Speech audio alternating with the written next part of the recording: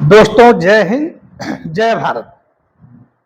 आज मैं ऐसे कमांडर वीर सपूत का इतिहास बताने जा रहा हूं जो 24 साल की उम्र में ही वह पुरस्कार ले लिया जो आज तक हमारे इस देश में किसी ने नहीं दिया, और प्रथम पुरस्कार दिया सिर्फ उम्र 24 साल। यह वीर सैनिक मेजर सोमनाथ शर्मा, इनका जन्म हिमाचल प्रदेश के कांगड़ा जिले में हुआ था। उस समय पंजाब प्रांत में था, बाद में जब हिमाचल की स्थापना हुई तो हिमाचल हो गया। इनका जन्म 31 जनवरी 1923 में हिमाचल के कांगड़ा जिले में एक ब्राह्मण परिवार में हुआ था। इनके पिता मेजर अमरनाथ सेना में थे, इनकी माता का नाम सरस्वती। इनके पूरे खानदान के लोग ज्यादातर करके सेना में थे। इनके पिता चाहते थे तो डॉक्टर थे, सेना में नहीं जाते, अपनी प्रैक्टिस लाहौर में कर सकते थे। लेकिन जिसके दिल में देश सेवा का जज्बा था, युद्धों से खेलना, वह बाजार में प्रैक्टिस कैसे कर सकता। उन्होंने कहा प्रैक्टिस क्या करना है, मैं सैनिकों की सेवा करूंगा। और तो इनके पिता सेना में थे। मेजर सोमनाथ 31 जनवरी 1923 में पैदा हुए थे ब्राह्मण परिवार में, और इनकी प्रारंभिक शिक्षा जो है शेरबुक कॉलेज नैनीताल में हुई। बाद में एक देहरादून में चले गए। प्रिंस ऑफ हेल्थ कॉलेज में इन्होंने अपनी पढ़ाई पूरी की और एकेडमी में गए, और 22 अक्टूबर 1942 को एक कमीशन लिए, और यह कमीशन था 19वीं हैदराबादी रेजिमेंट 8वीं बटालियन में। यह उसी समय जितनी भी युद्ध छिड़ गया और यह बर्मा के बॉर्डर पर अंग्रेजों की तरफ से जापानियों से लड़ने के लिए चले गए। इनके मामा जो है वासुदेव भी लेफ्टिनेंट थे, उसी समय वो भी थे, और इनके सीओ थे कर्नल के.एम. मथैया। एक वक्त की बात है, गोलीबारी दोनों तरफ से जापानियों से हिंदुस्तानियों से हो रही थी। मेजर सोमनाथ शर्मा का जो आर्ली था वह घायल हो गया। आदेश मिला कि पीछे अपने देश में चले जाइए, तो इन्होंने अपने अर्दली को अपने कंधों पर लादा और लेकर के चले। कर्नल सिमैया ने कहा कि इतना धीरे क्यों चल रहे हो। उन्होंने बताया कि मेरा अर्दली घायल हो गया है। कहा कि नहीं, अर्दली को वहीं छोड़ दो और तुम सीधे देश पहुंचो। पर इन्होंने कहा नहीं, मैं अर्दली को नहीं छोड़ सकता हूँ, और अपने कंधों पर लाद करके ही बेस पर लाए। वहाँ पे इलाज हुआ और उसकी जान बची। अर्दली जहाँ का बाहर देखिए, होनहार बिरवा के होते जितने पाठ पिताजी सेना में थे, अपने भी सेना में थे, इनकी बहन सेना में डॉक्टर थी, इनके 2 भाई जनरल रैंक से रिटायर हुए सेना में थे, और इनसे जो छोटे वीएन शर्मा थे वो भारत सरकार में 14वें सेनाध्यक्ष बने, थल सेना। तो बताइए, chief of the army staff इनके छोटे भाई थे। उनके पिताजी lieutenant general DG AFMS armed forces medical services के डायरेक्टर के पद से रिटायर हुए। एक भाई लेफ्टिनेंट जनरल से हुए, बहन की मेजर थी मेडिकल कोर में। इनके मामा लेफ्टिनेंट थे। अब बर्मा के अकारान युद्ध में इनके मामा का देहांत हुआ और स्वर्गवास हो गए। वीरगति को प्राप्त किए। इनके दादा जो है इनको बचपन से गीता के बारे में सुनाते रहते थे, और जैसे गीता में आप लोगों को पता ही है, नैनम चिकन की शास्त्राणी नैनम पावक न चैनम चिंता को न सोचते मार्ग वांसांश लीनार यथा विहाय। ये सब श्लोकों का अर्थ को समझाते थे, और इनके अंदर जो है एक बहादुर इंसान की जो आहूत है उसको कहते थे। क्योंकि जब इंसान को पता चल जाता है कि नैनम चिकन की शास्त्राणी वांसांश लीनारी, जब ये दोनों को आदमी कर लेता है तो आत्मा का अजर और अमर मान लेता है, और जो शरीर हम लोग की है ये वस्त्र के समान है। जिस तरह से इंसान अपने पुराने वस्त्रों को त्याग करके नए वस्त्रों को धारण करता है, उसी तरह से आत्मा जो है पुराने शरीर को त्याग करके नए शरीर को धारण करती है। नैनम छिद्यन्ति का जो श्लोक है, न इसको कोई शस्त्र से सकता है, न पानी गिला कर सकती है, न वायु चला सकता है, सुखा सकता है, हमें इसको किसी अस्त्र से काटा जाता है। तो ये जो है अजर अमर है दिल के दिमाग के साथ। तो यदि मृत्यु होती है तो आत्मा की तो होती नहीं है, कपड़े के माथे छिन्न भिन्न शरीर हो जाता है और आत्मा पुनः जन्म ले लेती है। इसलिए वो तो अजर अमर ये इनके दिल में था। और जब ये सीधा में गए तो ये अपने साथ के गीता की किताब भी रखते थे, भगवत गीता। अकारान के युद्ध में इनको डिस्पैच से सम्मानित किया गया। उसके बाद 1947 में जैसे ही देश आजाद हुआ, 4 महीने के अंदर ही, और यह जो हैदराबादी बटालियन थी, रेजिमेंट की 8वीं बटालियन थी, यह बाद में देश आजाद होते ही फोर्ट कुमायूं में कन्वर्ट हो गई, परिवर्तित हो गई। अब इनकी नौकरी फोर्ट कुमायूं में, फोर्ट कुमायूं बटालियन में की। डेल्टा कंपनी का कंपनी कमांडर भी थे। 4 महीने के अंदर ही जैसे ही देश आजाद हुआ दोस्तों, पाकिस्तानियों की कबायलियों ने पाकिस्तान की सेना कबायलियों की ड्रेस पहन करके और श्रीनगर को लेने के लिए आक्रमण। 22 अक्टूबर को सूचना मिली कुछ कबायली जो है एयरपोर्ट पर कब्जा करना चाहते हैं, श्रीनगर एयरपोर्ट पर और श्रीनगर की। अब आपको बता दूं, आज जो हम श्रीनगर जाते हैं तो सियालकोट और रावलपिंडी होकर ही उस समय गुलाम भारत के पीरियड में हिंदुस्तान और पाकिस्तान एक था, तो जिनको श्रीनगर जाना होता था रावलपिंडी या सियालकोट से जाते थे। लेकिन जब देश का बंटवारा हो गया तो भारतीय तो रावलपिंडी और सियालकोट जा नहीं सकते हैं। और उस समय जो जम्मू से रास्ता श्रीनगर जाने का था वो बना ही नहीं था और छोटा बहुत पक गया। कटरा जो जाते हैं माँ वैष्णो को दर्शन करते हैं, ट्रेनें जाती है, उसमें कुछ नहीं। 1947 तो 22 अक्टूबर को जब सूचना मिली कि कबायली जो है कुछ उनके सैनिक कबायलियों के ड्रेस में पाकिस्तान के श्रीनगर एयरपोर्ट को छोटी हवाई पट्टी थी, बहुत बड़ी नहीं थी, आज के जमाने में थी, उस पर जो है कब्जा करना चाहते थे। और हरि सिंह, राजा हरि सिंह एक स्वतंत्र रियासत के रूप में पैदा हुए थे जब अंग्रेज गए, क्योंकि अंग्रेजों ने कहा था कि जो रियासतें हैं हमारे अंदर वो स्वतंत्र होना चाहे तो स्वतंत्र हो सकती है, विलय करना चाहे तो पाकिस्तान और हिंदुस्तान को हो सकती है।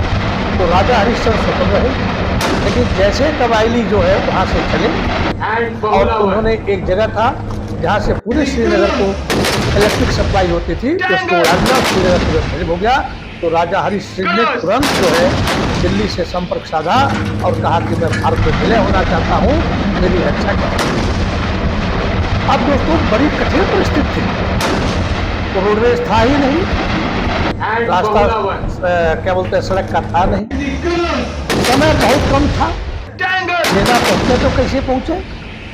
तो यह डिसीजन लिया गया कि सेना को वायु मार्ग से, मतलब हवाई जहाज से श्रीनगर के एयरपोर्ट पर उतार दिया जाए और सबसे पहले एयरपोर्ट की रक्षा की जाए, क्योंकि एयरपोर्ट पर जिनका कब्जा हो जाता है कबायलियों का, तो या तो एयरपोर्ट पर होने से कोई भी जहाज आती है उसको मार देते हवा में ही, या एयरपोर्ट को इतना गड्ढों में परिवर्तित कर देते कि कोई हवाई जहाज वहाँ पर उतर नहीं पाता।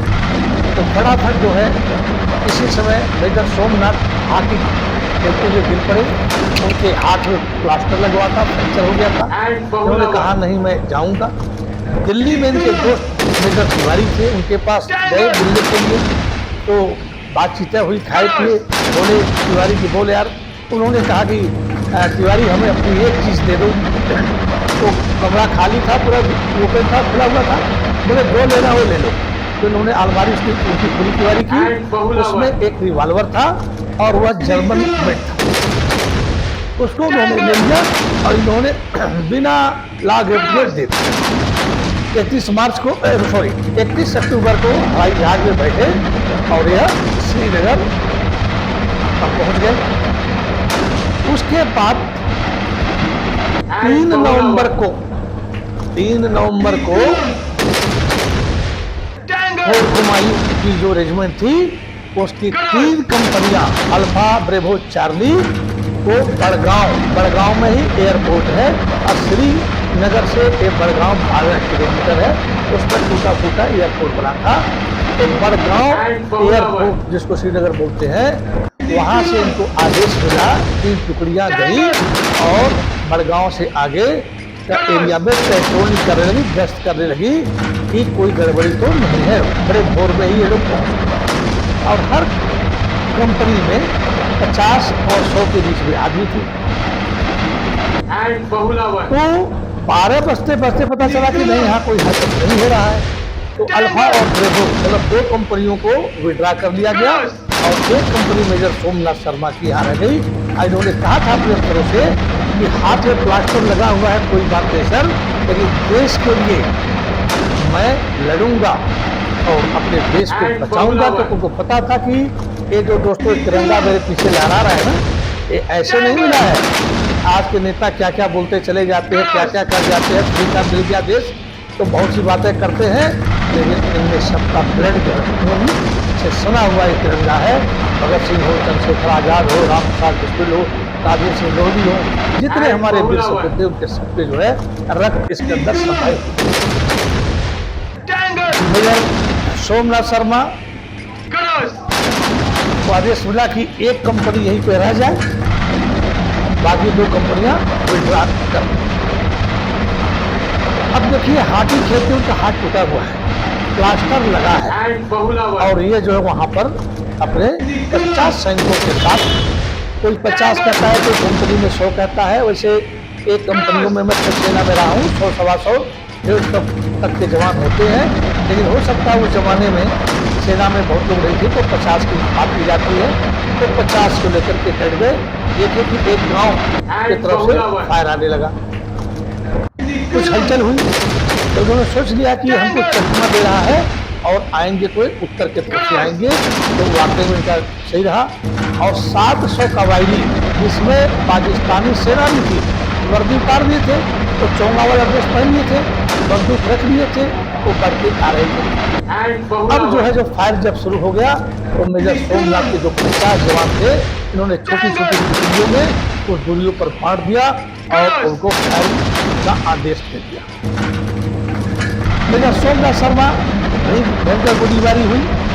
अपने ब्रिगेडियर जो ब्रिगेड हेडक्वार्टर इंचार्ज थे सेन, उनको कहा सर हम 50 हैं और वहाँ 700 के आसपास बड़ी सेना के बीच में घिरे हुए, आग के लपटों में हम घिर गए, हमारी मदद के लिए कुछ तकलीफ होती है। लेकिन रेडियो सेट पर जो समाचार दिया जाता है वो जाता है, जाने के बाद फिर उस पर एक बैठक होती है, किसको भेजा जाए, कितना भेजा जाए, क्या क्या लेकर के भेजा जाए, प्लान करके भेजा जाता है। क्योंकि जवानों को मौत मुंह में नहीं डाला जाता है।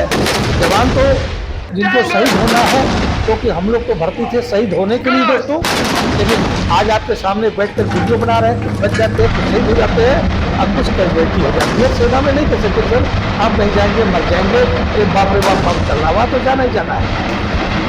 तो अब दोनों तरफ से गोलाबारी होने लगी, इनका एक हाथ टूटा हुआ था। तो ये क्या करते थे कि एक हाथ से जो LMG है उसको तो चलाए, लेकिन जब दोनों तरफ से गोलाबारी होती है तो हथियार भी टूटते हैं, कैजुअलिटी होती है, आदमी घायल भी होते हैं और वीरगति को भी प्राप्त करते हैं। इनके कुछ आदमी वीरगति को प्राप्त होने लगे और कुछ कैजुअलिटी भी हो गई। अब इनकी राइफलें खाली होने लगी। अब शर्मा जी का एक हाथ काम भी नहीं कर रहा है। पहले बाएं हाथ से उन्होंने जिस हाथ दूसरे हाथ से उन्होंने फायरिंग की, लेकिन जब उनकी गन टूट गई तो ये अपने जवानों का हौसला अफजाई करते रहे। और जो मैगजीन जिनमें गोलियां भरी जाती है, आपने देखा होगा पुलिस की जो बंदूकें होती है, सेना की आप देखोगे एक मैगजीन होता है, उसमें गोलियां भरी जाती हैं और राइफल में लगा दी जाती है और टै टै टै करके फायर होती है। उस समय तो हमारे पास ब्रिटिश के जो लोग गए थे अच्छे हथियार नहीं छोड़े थे, काम चलाऊ हथियार उन्होंने छोड़े। शर्मा जी अपने जवानों को गोलियां देने लगे, उनकी मैगजीन भरने लगे एक हाथ से ही और उनको उत्साहित करने लगे और अंतिम बार में रेडियो से ब्रिगेड कमांडर सेन को दिया कि सर हमसे 50 गज की दूरी पर है, हमारी संख्या से उनकी संख्या ज्यादा है और हम हटे नहीं हैं। अंतिम गोली अंतिम सैनिक लड़ेगा और हम उनको आने देंगे। और 7 घंटे 6-7 घंटे तक उन कवायदियों को रोका रखा। 200 कवायदी मारे गए, 300 घायल हुए, हमारे 20 जवान शहीद हुए और एक जूनियर कमीशन के सूबेदार साहब भी शहीद हुए। और साथ में मेजर सोमनाथ शर्मा जब एम्युनिशन बांट रहे थे, गोलियां बांट रहे थे, तो वहाँ से मोटर्स जो होता है, एक हथियार होता है, लोहे का एक पाइप होता है, मैंने देखा है। इसका फायर तभी किया जाता है जब तक मेडिकल का कोई आदमी न हो। तो मैं जाता था तभी मोटर्स का फायर होता था। ये जो है तोप से भी खतरनाक होता है। मैं बैठा हूँ ना, और यहाँ से 10 किलोमीटर दूर से और डिग्री लेकर के यदि वो गोला फेंकते तो मेरे सर के ऊपर भी गोला ये राउंड करके बोला, तो उससे फायर होने लगी और इनके एम्युनिशन जहां तैयार थे, गोला बारूद था, उसी पर एक गोला आकर के गिर गया और मेजर सोमनाथ शर्मा का जो शरीर छत हो गया, पहचान में भी आने लायक। 3 दिन के बाद उनकी डेड बॉडी मिली। चेहरे इतने विकृत हो गए थे, शरीर इतना विकृत हो गया था कि उन 20 जवानों में कौन मेजर सोमनाथ शर्मा है कैसे पूछा। तो जो तिवारी ने जो रिवॉल्वर दिया था, तो उसका होस्टर जो था वो जो है इनके कमर में लगा था, उससे पहचाना गया क्योंकि चमड़े का था। और इनके पॉकेट में गीता की किताब थी, गीता लेकर चलते थे, और उससे पता चला कि मेजर सोमनाथ शर्मा की डेड बॉडी है और परम वीर को गति प्राप्त कर चुके। तो दोस्तों, ये जो है पहले ऐसे आदमी थे भारत सरकार के। ये तिवारी इससे जब रिवॉल्वर ले रहे थे तो उन्होंने शब्दों में कहा था, ये मात्र 5 साल नौकरी किए और 24 साल उम्र थी, क्योंकि 3 नवंबर 1947 को यह वीर गति प्राप्त होते हैं और 31 जनवरी 1923 को पैदा होते हैं। इनकी उम्र 24 साल है। 42 पे कमीशन देते हैं, 47 पे वीर गति प्राप्त होते हैं। 5 साल की इनकी सर्विस है। तिवारी से कहते हैं कि या तो मैं विक्टोरिया क्रॉस लेकर के रहूंगा या chief of the army staff बनूंगा। यही कर करके पालम एयरपोर्ट से जहां से निकले श्रीनगर। तो क्या वीर सपूत थे यार, पहले ही बोल दिए थे कि हम विक्टोरिया, क्यों उस समय परमवीर चक्र नहीं हुआ करता था, अंग्रेजों का जो है ये था विक्टोरिया। लेकिन मरणोपरांत उनको मिला। विडंबना देखिए, इनकी भाई की पत्नी की माँ, नाम तो अभी तत्काल मैं भूल गया हूँ क्योंकि वीडियो बनाते समय दोस्तों बहुत आदमी भूल जाता है।